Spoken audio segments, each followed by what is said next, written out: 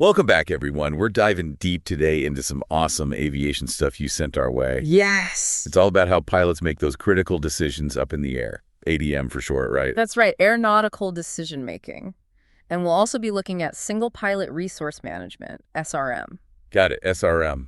So we've got these excerpts from a pilot handbook. And I gotta say, this is way more interesting than I expected. It's not just rules, it's like getting inside a pilot's head. Yeah, a lot of folks think it's all about the technical stuff, stick and rudder skills, as they say. Right, yeah. But the human factor is huge. Huge. And that's where ADM comes in, understanding how pilots think, how they make decisions under pressure. That's what we're going to unpack today. Okay, so one thing that really jumped out at me from the handbook was this statistic, like 80% of aviation accidents, human-related. Crazy. Yeah, unfortunately, it's true. And most of those happen during takeoff and landing. Makes you realize just how crucial good decisions are in those moments when things are happening so fast. Absolutely. Those are the high-stakes moments in aviation, no doubt. Lots of things changing rapidly. Demands on the pilot are at their peak. But really, good ADM is important throughout the entire flight, from pre-flight to parking at the destination. Yeah, it's not just about reacting to emergencies. It's about making smart choices all along the way. And speaking of making smart choices, I noticed the handbook talks about the difference between hazard and risk. They use the example of a nick in a propeller blade. It's the same hazard for everyone, but a seasoned pilot might see the risk differently than someone just starting out. Why is that? What are your thoughts? Well, that's where experience really comes into play. A more experienced pilot has probably seen a lot more situations. They have this deeper understanding of how different factors can interact. It's almost like they've built up this mental database of scenarios. Okay, so it's not just about having logged a bunch of flight hours. It's about how you've used that time to actually learn and grow as a pilot. Exactly. It's about being a reflective pilot, thinking about those close calls, analyzing what went right, what could have gone wrong, and from that, you start to develop your personal minimums. Personal minimums, what's that? So basically, even if the regulations say you're technically allowed to do something, like fly in a certain weather condition, you might choose to be more conservative based on your own skills and comfort level. Got it, got it. Knowing your limits and not pushing beyond them, even when maybe there's pressure to do so. And that reminds me, the handbook also lists these 5 hazardous attitudes. Anti-authority, impulsivity, invulnerability, macho, and resignation. To be honest, those sound less like pilot problems and more like, just being human. Yeah, I think we all struggle with those tendencies sometimes, both in the air and on the ground. The key is recognizing them, putting a name to them, and applying the antidote, so to speak, before they get us into trouble. Okay, so let's say you're a pilot. You know about these hazardous attitudes. You're trying to be rational. But how do you go beyond just gut feelings when it comes to assessing risk? The handbook mentions this thing called the risk matrix. It seems like a more, objective way to look at it. Absolutely. The risk matrix is a really handy tool. It helps pilots take those gut feelings and translate them into a more structured assessment. You have to consider both how likely something is to happen and how severe the consequences would be if it did. Right, that makes sense. So you're not just reacting emotionally, you're actually thinking through the possibilities in a more systematic way. And what's cool is the handbook even talks about these customized risk assessment programs. So it's not a one-size-fits-all thing. It can be tailored to different pilots, different types of flying, different situations. I like that personalized approach. Yeah. And speaking of being prepared, there are these 2 checklists in the handbook, IMSAFE and PAVE. Oh, yeah. Those are essential. It seems like they're all about reducing risk before you even take off. Like being proactive is everything, right? Yeah, absolutely. IMSAFE helps pilots assess their own fitness for flight, illness, medication, stress, alcohol, fatigue, and emotion. And PAVE takes a broader view, looking at the pilot, the aircraft, the environment, and any external pressures that could impact the flight. Oh, wow. Even external pressures. That's interesting. So it's not just about the technical stuff. It's about those outside factors that can influence our decisions, like maybe feeling pressure to get to your destination on time or wanting to impress someone, stuff like that. I can see how that could really impact a pilot's judgment, maybe even without them realizing it. Oh, yeah, for sure. And that's why it's so important to be aware of these things, to talk about them, to have strategies for managing those pressures.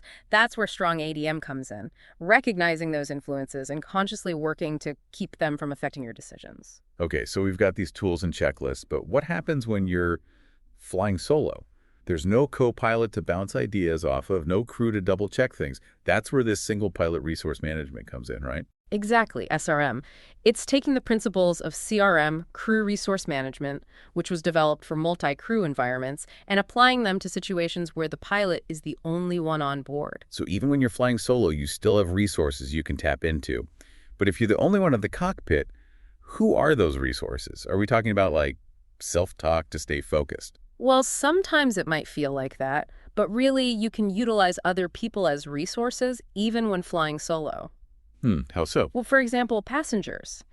Even if they don't know anything about flying, they can help. They can confirm things like if the landing gear is down or if they hear any unusual sounds. The handbook actually gives some specific examples of how passengers can be part of the safety process. That's pretty cool, turning your passengers into, like, extra sets of eyes and ears. It also shows how important communication is, even in single-pilot operations. You're still communicating with ATC, with your passengers, maybe even with yourself, going through those mental checklists. Exactly. Clear communication is key, whether it's verbalizing those checklists, briefing your passengers, or talking to air traffic control. Every word we say, it all plays a role in creating a safer flight. So even when you're alone up there, you're not really alone. You've got these potential resources. Okay, now I want to talk about how pilots actually make decisions in those high-pressure situations. The handbook mentions a few different models, like the 5P model and the DECIDE model. These seem like helpful frameworks for making sense of a complex situation, right? Absolutely. These models provide structure, a way to break down a problem into manageable chunks. Like the 5P model, it's a really practical tool. It encourages pilots to regularly assess the plan, the plane, the pilot, the passengers, and the programming. You check in with each of these elements throughout the flight. So it's like this continuous loop of making sure everything's still lining up with your plan, with your goals.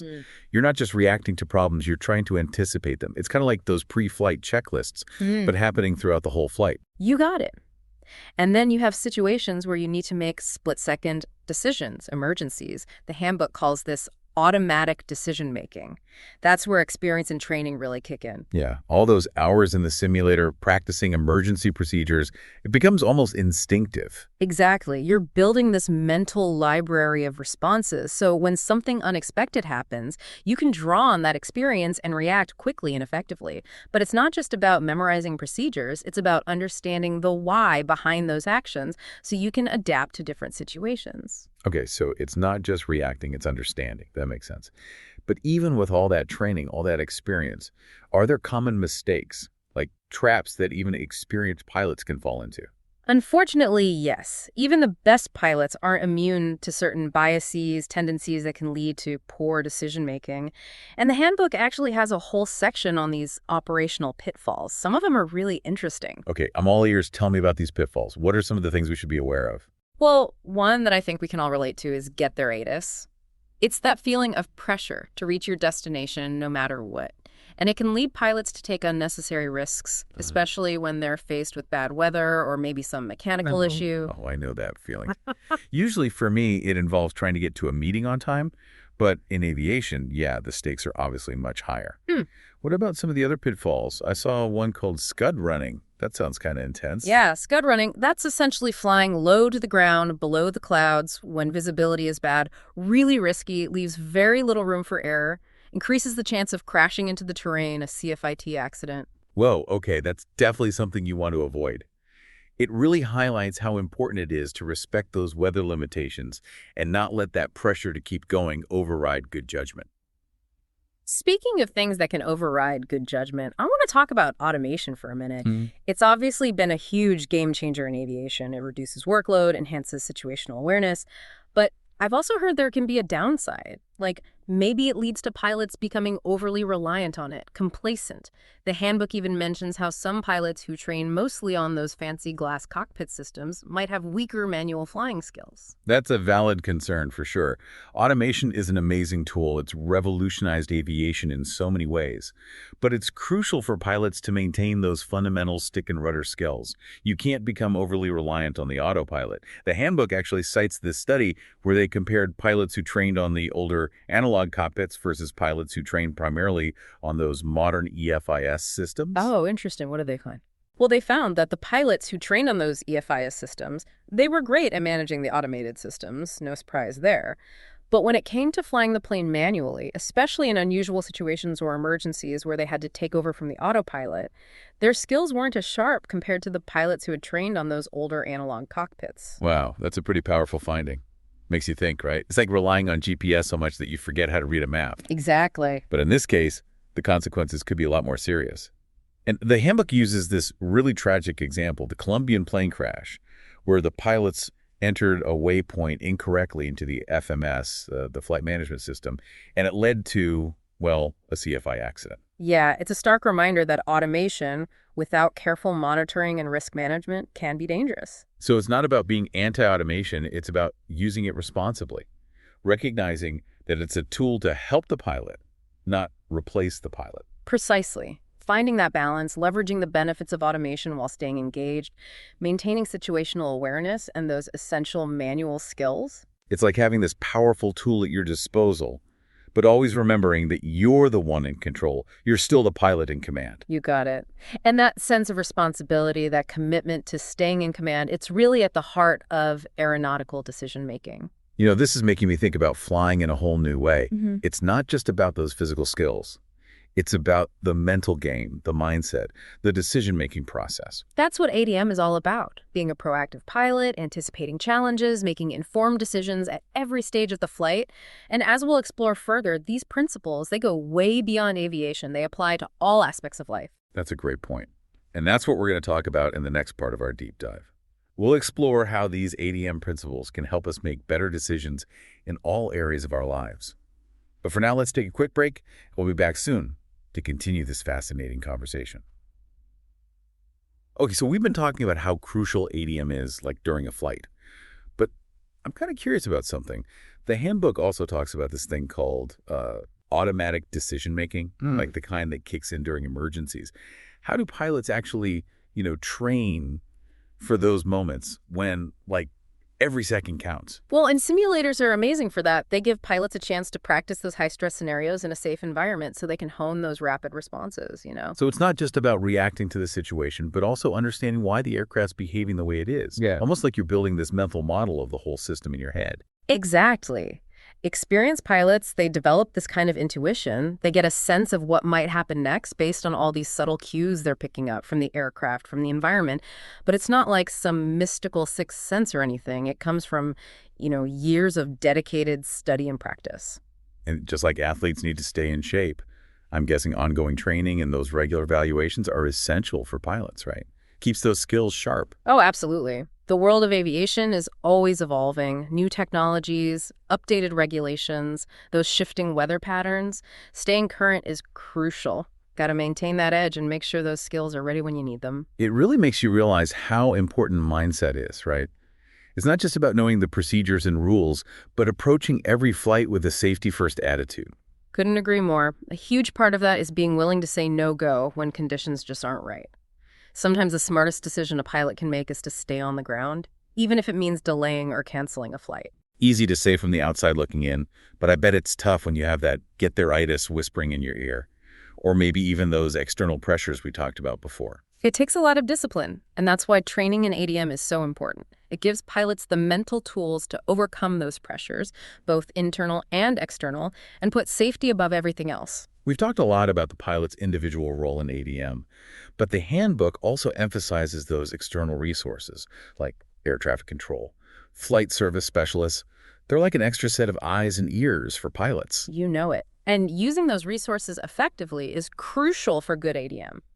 Got to remember, you're not alone up there. There's a whole network of support available, and knowing when and how to use it can be crucial, especially in a tough spot. Almost like having a team of experts on standby, ready to help out with weather updates, emergency procedures, you name it. Exactly.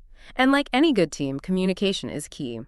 Knowing how to clearly and concisely relay information to ATC, to flight service, that helps them give you the best assistance possible right when you need it. I imagine there's a specific way to talk to those external resources. Right here. You can't just chat on the radio like you're calling up a buddy. Right. You can't just wing it. There's specific language, a specific format for sharing information. And pilots practice that regularly, both in simulators and real-world situations. Make sure everyone's on the same page. Makes you think, even when you're physically alone in the cockpit, you're still part of this bigger system, This network of people all working together to keep everyone in the air safe. Absolutely. That's spot on. And understanding how that system works and how to be a part of it, that's a key part of safe and successful flying. So we've covered those external resources, but let's go back to automation for a sec. Earlier we talked about the downsides, but it's important to remember all the amazing things automation has done for aviation, right? Absolutely. It's been a game changer. Flying is safer, more efficient, more accessible because of automation. It can handle those really complex tasks, provides precise navigation, and it frees up pilots to focus on those higher level decisions. It's like having a co-pilot who never gets tired, never loses focus. But as we said before, the key is using automation wisely and not getting overly reliant on it. Exactly. It's all about finding that balance, using automation to make our lives easier, but not letting it erode those essential skills or our situational awareness. The handbook actually mentions this thing called information management. And that seems super relevant now, especially with all the data coming from those advanced avionics systems. Information management, that's a critical skill for pilots today. It's about being selective, prioritizing the information that's most critical for the task at hand. Pilots don't need to be bombarded with every single piece of data the system can generate. It's like filtering out all that noise and focusing on the important signal. Exactly, exactly. And pilots practice this filtering process. They develop strategies for organizing and managing that flow of information so they can make the best decisions based on what's important in that moment. Makes sense. Even though these systems are designed to be intuitive, user-friendly, there's still a learning curve. You got to know how to manage it all. It's not just knowing where the buttons and knobs are, right? It's understanding the logic behind the system, how it interacts with the aircraft, the environment, its limitations. Right. These systems are incredibly sophisticated, but they're not perfect. That's why it's so important for pilots to keep practicing those basic flying skills, to stay actively engaged in the loop.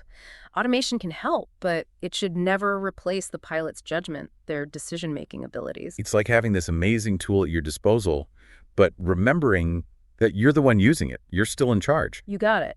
And that sense of responsibility, that commitment to staying in command, that's really at the heart of aeronautical decision-making. Okay, so we talked about automation as this tool, but what about complacency? Are there specific techniques pilots use to avoid becoming complacent, especially when they're flying a familiar route or, relying heavily on automation? Oh, there are a few things that can help. One is to constantly challenge yourself. Ask yourself those what-if questions. Imagine different scenarios. How would you respond? It's about staying engaged mentally, resisting that urge to just go on autopilot, so to speak. So you're actively looking for those mental challenges, not just waiting for them to happen. Right. Another technique is to change things up. Vary your routine. If you're always flying the same route, try flying at a different altitude. Try different approaches. Challenge yourself with new maneuvers. Got to keep that mind sharp. It's like shaking things up to keep your brain from getting too comfortable. You got it. Complacency loves routine and predictability. So by adding some variety, some novelty, that helps you stay alert and focused, even when you're doing those familiar tasks. It's clear that mental fitness is just as important as physical skills in aviation. It's about cultivating this mindset that puts safety first, embraces challenges, and never stops learning. That's a great way to put it. And that mindset, it's valuable beyond the cockpit, too. These principles of ADM, assessing risks, gathering information, communicating clearly, adapting to change, they can help us in all parts of life. It's like a flight simulator for life, preparing us for those unexpected things that happen. That's a great analogy. And the more we practice those skills, the smoother our journey will be, whether we're flying a plane or navigating the ups and downs of everyday life. Something else that really stood out to me was the emphasis on teamwork, even in those single pilot operations. Recognizing you have resources, both inside and outside the cockpit. Oh, for sure. And that includes passengers. They might not have any formal training, but they can be really helpful observers. Encourage them to speak up if they see or hear something unusual. Involve them in those pre-flight briefings. Explain the flight plan. That can really enhance safety and create some more, collaborative environment. You're turning your passengers into active participants, not just passive riders. Exactly. It's fostering this culture of shared responsibility for safety. It's inspiring to see how much effort goes into making aviation as safe as possible. It really speaks to the dedication and professionalism of everyone involved, from the pilots and air traffic controllers to the engineers and maintenance crews. It's a big system with a lot of moving parts, but it works so well because of those folks. Their commitment, their expertise. It's something we can all learn from, even if we never step foot in a cockpit. It's a good reminder that even when we feel like we're going it alone, there's usually a whole team behind us, supporting us. That's right. And recognizing that connection, that shared responsibility, it can be really empowering. Wow, we've covered a lot of ground in this deep dive, from hazardous attitudes to automation, risk management tools, the importance of communication. I feel like we've only scratched the surface. It's been quite a journey. We've seen how these concepts go way beyond aviation. They offer insights into how we behave, how we make decisions, and how we can strive for excellence in anything we do. Before we move on, there's one more thing I want to touch on. The importance of post-flight analysis. It's not just about, celebrating a safe landing, but taking time to reflect on the flight and find areas where you can improve. Couldn't agree more. Every flight, no matter how it turns out, it's a learning opportunity. By taking a critical look at those decisions we made, the good ones and the not so good ones, we can spot patterns, we can see those potential biases, and we can refine our strategies for next time. It's like watching game film after a big match. Analyze what worked, what didn't, and think about where you could have made different choices. That's exactly it. And that debriefing process, it's crucial for growth, helps us move from just reacting to things to being more proactive, anticipating those challenges and managing them before they even pop up. So it's not just about learning from mistakes, but also learning from the things that went well. Exactly. Even in those best-case scenarios, there's always something to learn, some little detail we can refine, some new insight that will make us better pilots. The only constant is change. Right. And in aviation, embracing that change, always trying to get better, that's how you stay safe. That's how you stay proficient. Couldn't have said it better myself. That constant learning, that adaptation, that's what makes a truly skilled pilot. All right, I think it's time to bring this part of our deep dive to a close. We've covered a lot of ground, but I feel like we could talk about ADM for hours. I know, right? It's such a fascinating and multifaceted topic. But before we move on, I want to leave our listeners with a thought to chew on. We talked about those operational pitfalls pilots can stumble into. Things like get their IDOIAS and scud running. As you think about those, which one hits home for you? And maybe more importantly, how can you avoid falling into that trap? Not just in aviation, but in life in general. That's a great question to think about. We face the same decision-making challenges in all aspects of our lives, right? Absolutely. By understanding those traps, by figuring out how to navigate them, we become better decision makers in the air and on the ground. All right, we're back and ready to wrap up this deep dive into aeronautical decision-making. Wow, this has been really eye-opening. It's incredible how much goes into making those good decisions as a pilot. And it's not just about, the technical skills, it's that mental game. That's what I find so fascinating. Yeah, it's true. Flying is as much about, mastering yourself as it is about mastering the airplane. And that's what makes ADM so important. As we've been talking about all these concepts, thinking about how they apply to so much more than just, aviation. It's like these principles, risk assessment, communication, situational awareness, they're relevant to all kinds of decisions, right? Whether you're a pilot, a CEO, or just, navigating everyday life. Yeah, that's a great point. And it's something the handbook talks about too. These core principles of ADM, they have applications that go way beyond the cockpit. They can help us make better decisions in all areas of our lives. It's like that flight simulator for life idea we've been talking about, learning to make good decisions when things are, hectic, managing risks, communicating clearly.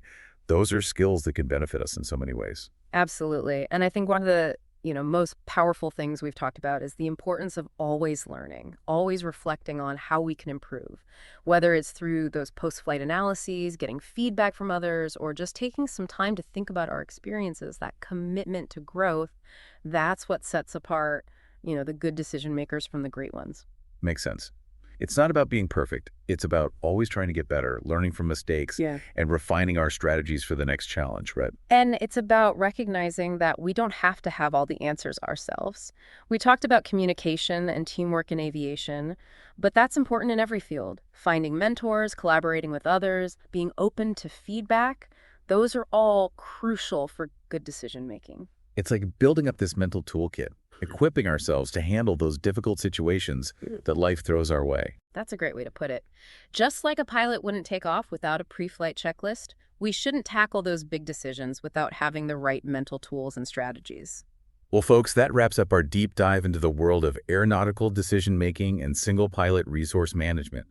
We've explored so much: hazardous attitudes, risk management tools, the impact of automation, and so much more. It's been an incredible journey. It really has. I hope everyone listening has gained a better understanding of just how complex and, nuanced decision-making is, both in aviation and in life. I know I certainly have. And as we finish up this episode, I want to leave everyone with one final thought. We talked about how ADM is this ongoing process of learning and improvement. So as you go about your day, think about those core principles we discussed. Right, be mindful of your biases, those hazardous attitudes that can sometimes cloud your judgment. Take your time, assess those risks, gather information before jumping into a decision. And communicate clearly and effectively with everyone around you. Most importantly, never stop learning, never stop growing. Embrace those challenges as opportunities to get better and become a more effective decision maker, no matter what you're doing. That's great advice for pilots and really for anyone navigating the complexities of life. Well, on that note, we'll bring this deep dive to a close. Until next time, fly safe, fly smart, and keep exploring that amazing world of aviation and everything beyond.